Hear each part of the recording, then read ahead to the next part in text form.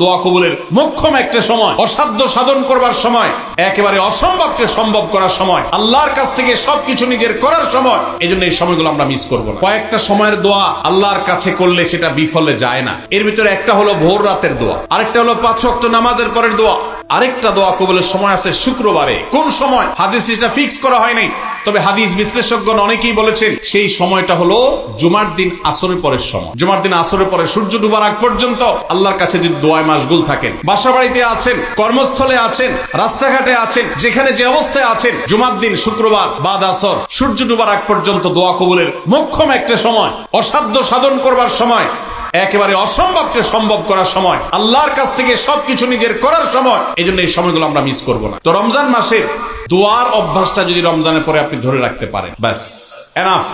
5 ওয়াক্ত নামাজ, সকল প্রকার হারাম পাপাচার বর্জন, কোরআনে কারীমের তেলাওয়াত অল্প অল্প করে হলেও প্রতিদিন একটা সময় ফিক্স করে যে এই সময় কোরআন তেলাওয়াত ছাড়া আর কিছু করব না। ঘুম থেকে উঠে প্রথম কাজ হবে ওযু করে আমি কোরআন তেলাওয়াত করব, ফজর নামাজের পরে একটু পড়ব। আর 4 নম্বর হলো দিন এবং রাতের কোন একটা সময় আল্লাহর কাছে দোয়া করার অভ্যাস করব।